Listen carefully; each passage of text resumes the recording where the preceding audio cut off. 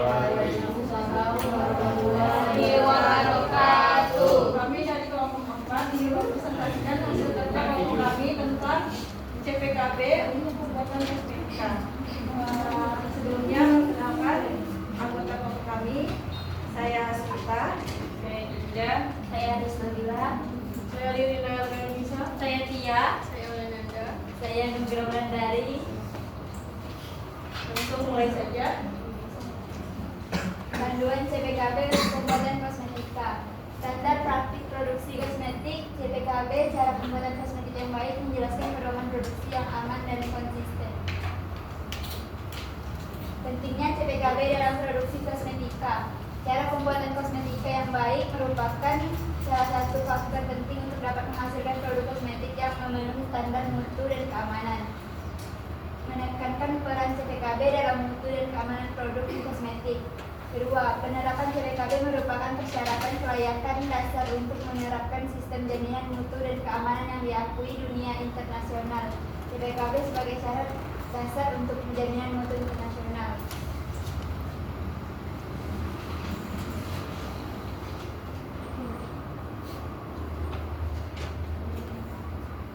Ketentuan umum. Yang pertama ada audit internal. Kegiatan yang dilakukan untuk menilai semua aspek mulai pengadaan bahasa sampai pengemasan dan penetapan tindak perbaikan. Yang kedua bahan awal. Bahan baku dan bahan pengemasan yang digunakan dalam pembuatan suatu produk. Yang ketiga bahan baku. Semua bahan utama dan bahan tambahan yang digunakan dalam pembuatan produk kosmetik. Yang keempat bahan pengemasan. Suatu bahan yang digunakan dalam pengemasan produk buahan untuk menjadi produk jadi. Yang kelima, batch. Sejumlah produk kosmetik yang diperoleh dalam satu siklus pembuatan yang mempunyai sifat dan mutu yang seragam. Ketentuan umum dokumentasi. Seluruh prosedur tertulis, instruksi dan catatan yang terkait dalam pembuatan dan pemeriksaan mutu produk. Yang kedua, kalibrasi. Kombinasi pemeriksaan dan penyetelan suatu instrumen untuk menjadikannya memenuhi syarat batas keakuratan. Keratinase. Status suatu bahan atau produk yang dipisahkan sementara menggunakan keputusan pelulusan dan penolakan. Nomor batch. Suatu rancangan nomor dan atau huruf yang menjadi tanda riwayat suatu batch secara lengkap. Pelulusan. Status bahan atau produk yang boleh digunakan untuk diproses, kemas dan didistribusikan. Pembuatan. Suatu rangkaian kegiatan untuk membuat produk meliputi pengadaan bahan alam, pengolahan, pengawasan mutu dan pelulusan produk jadi. Yang kedua, pengawasan mutu. Semua upaya yang diambil selama pembuatan untuk menjamin kesesuaian produk terhadap spesifikasi yang ditetapkan. Yang ketiga, pengemasan. Bagian dari siklus produksi yang dilakukan terhadap produk buahan untuk menjadi produk jadi. Yang keempat, pengolahan. Bagian dari siklus produksi dimulai dari penimbangan bahan baku sampai dengan menjadi produk buahan. Yang kelima, produk kosmetik. Sediaan yang dimaksud untuk digunakan pada berbagai bagian badan dengan maksud untuk membersihkan, membuat wangi, melindungi atau mengubah penampakan. Personalia, standar, kompetensi dan pelatihan. Personalia harus mempunyai pengetahuan, pengalaman, keterampilan dan kemampuan yang sesuai dengan tugas dan fungsinya. Bagian produksi dan pengawasan mutu harus dipimpin oleh orang yang berbeda dan tidak ada keterkaitan tanggung jawab satu sama lain. Kepala bagian produksi dan kepala bagian pengawasan mutu harus memperoleh pelatihan yang memadai dan berpengalaman di bidangnya. Semua personil yang terlibat harus dilatih dalam pelaksanaan pembuatan sesuai prinsip-prinsip CPKB secara berkelanjutan. Catatan hasil pelatihan harus dipelihara dan dievaluasi secara periodik. Bangunan dan fasilitas yang aman dan terawat. Yang pertama, lokasi, desain, konstruksi, dan pemeliharaan. Yang kedua, pencegahan kontaminasi dari lingkungan. Yang ketiga, toilet dan area produksi. Yang keempat, permukaan dinding, langit-langit, lantai. Yang kelima, derima C yang memadai. Yang keenam, laboratorium terpisah. Yang ketujuh, area gudang yang memadai.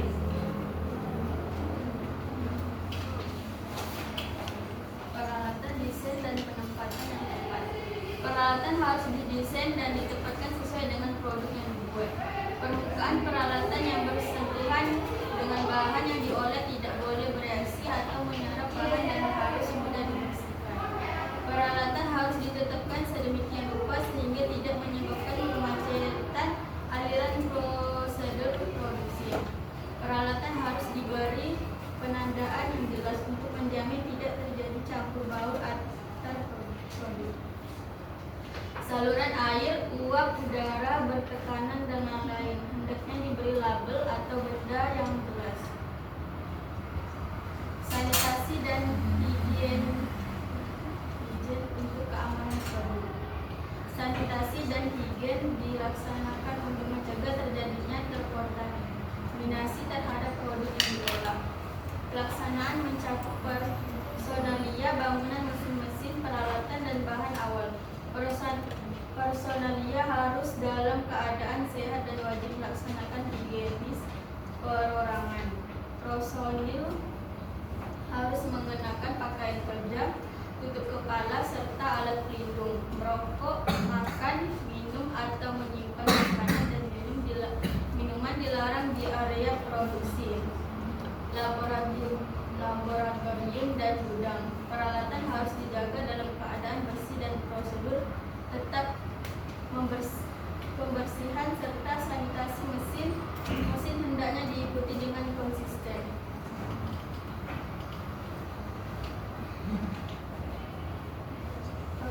Produksi, kontrol bahan awal dan proses. Air yang digunakan untuk produksi sekurang-kurangnya berkualitas air minum dan mutu air harus dipantau secara berkala.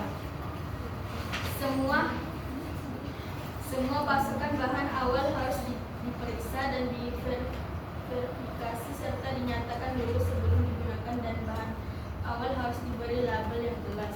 Penimbangan dan pengukuran harus dilakukan di tempat tertentu menggunakan peralatan yang telah dikalibrasi, dan semua pelaksanaan harus dicatat serta diperiksa ulang oleh petugas yang berbeda. Semua prosedur pembuatan harus dilaksanakan sesuai prosedur, tetap tertulis dengan perhatian khusus terhadap kemungkinan terjadinya terkontaminasi silang pada semua tahap proses produksi. Selanjutnya ada produk pengemasan dan produk jadi. Setiap produk harus diberi nomor identitas produksi yang memungkinkan penerusan kembali riwayat produk. Lini pengemasan hendaknya diperiksa dan dibersihkan sebelum dioperasikan serta di setiap lini perabelan dan pengemasan harus ditandai secara jelas untuk mencegah campur baur. Semua produk jadi harus dikarantina terlebih dahulu, dan setelah dinyatakan lulus uji oleh bagian pengawasan mutu, produk dapat didistribusikan. Selanjutnya ada pengawasan mutu produk kosmetik. Ini contoh formulasi sediaan bedak ekstrak kunyit putih. Ekstrak yang digunakan kunyit putih, terus kaloni, Mg karbonat, zinc stearat, zinc oksida, olive oil, alium, methenparaben, parafin liquid, talkum. Pembuatan sediaan bedak padat. Timbang semua bahan, masukkan aluminium dan olive oil sampai homogen. Air zinc oksid dengan mes nomor 100, masukkan kualitas zinc oksida, magnesium karbonat, metil paraben, wakil paraben, zinc stearat, parafin liquid, talkum, dan ditambahkan ekstrak kental kunyit putih ke dalam mortar, lalu gerus sampai homogen. campur massa 1 dan massa 2 terus sampai homogen. Setelah itu ayat penggunaan mes nomor 100 dan dimasukkan pada wadah lalu dicetak menggunakan pencetakan. Uji mutu fisik sediaan bulat padat, ada pengamatan organoleptis, uji pH sediaan, uji homogenitas, sama uji daya lekat. Sekian, ada yang mau bertanya?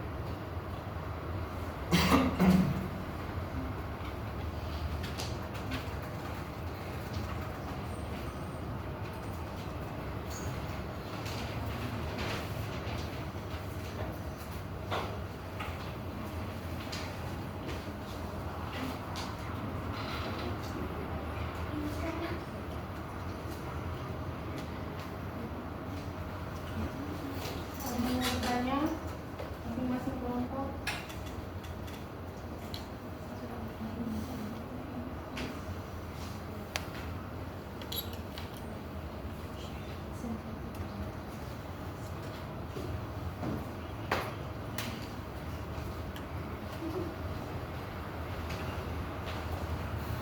Perkenalkan, saya itu pertama dari kelompok 3.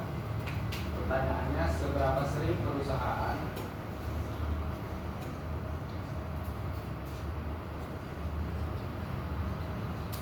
harus menjalani audit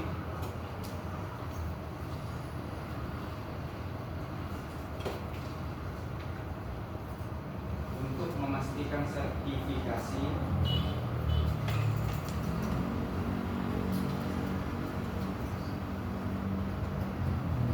JPKB tetap berlaku?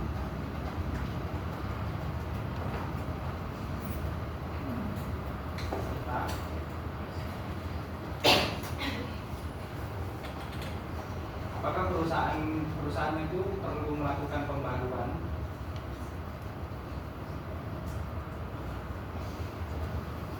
Perlu melakukan pembaruan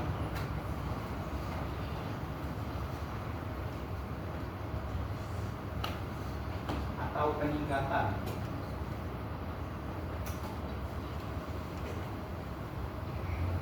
Atau peningkatan pada sistem manajemen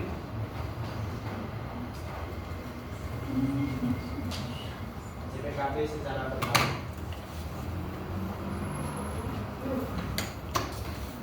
Perkenalkan, saya Iwan Iwania dari kelompok 1. Sebutkan sebutkan salah satu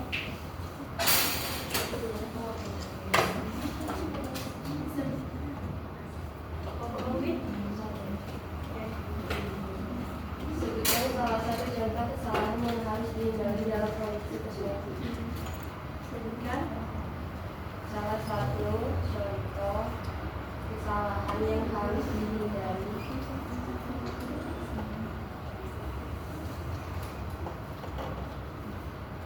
dalam produksi kosmetik.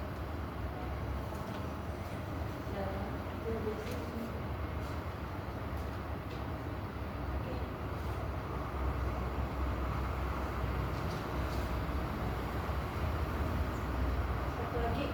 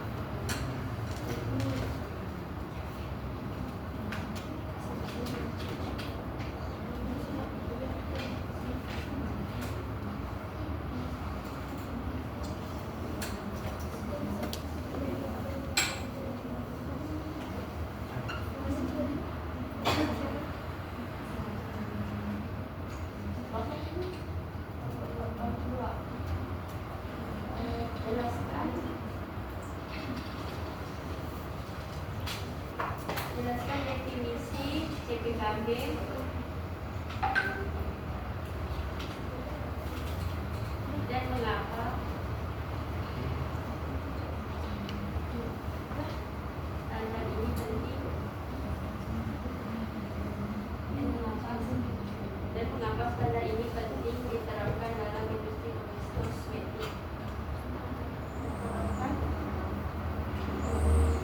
Dalam industri kosmetik.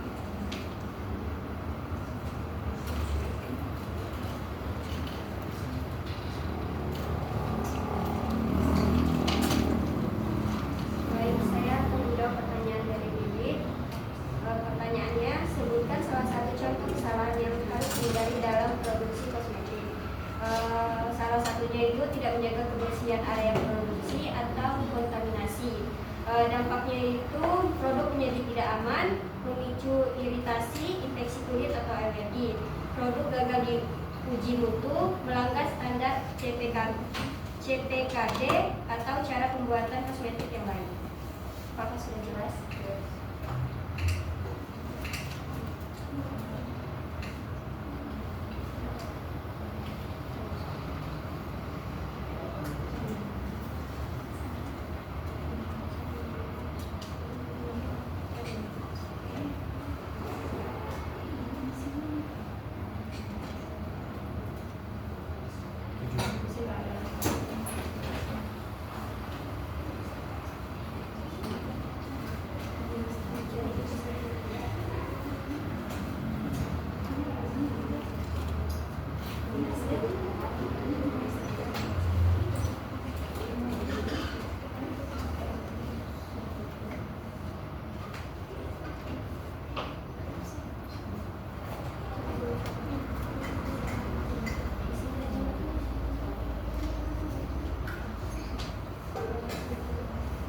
Saya akan menjawab pertanyaan dari Erwin. Jelaskan definisi CPKD dan mengapa standar ini penting diterapkan dalam industri kosmetik.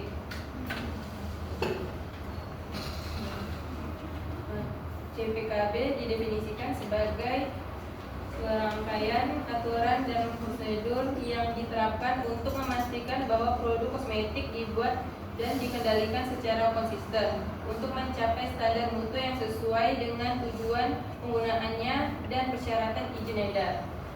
Untuk standar ini, untuk standarnya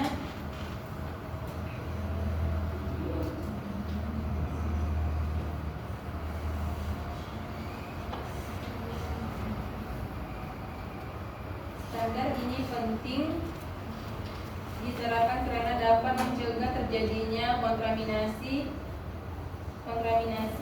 memastikan produk aman digunakan konsumen, menjamin kontaminasi mutu, serta meningkatkan kepercayaan masyarakat terhadap kosmetik yang diproduksi.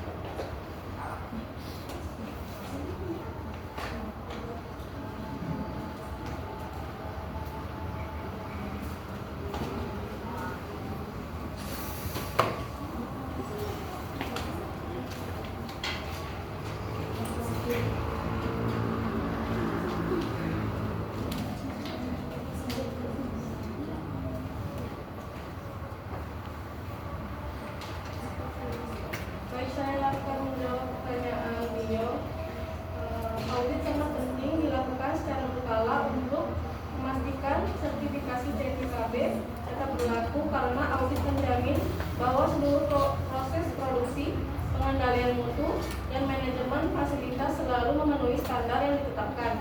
Melalui audit, perusahaan dapat mengidentifikasi ketidaksesuaian, memperbaiki kelemahan, serta menjaga konsistensi mutu produk. Selain itu, perusahaan juga perlu melakukan pembaruan atau peningkatan sistem secara berkelanjutan, baik pada prosedur peralatan maupun kompetensi SDM agar penerapan CPKB tetap efektif dan selaras dengan perkembangan regulasi serta teknologi. Jelas. Terima kasih. Sekian dari kelompok kami.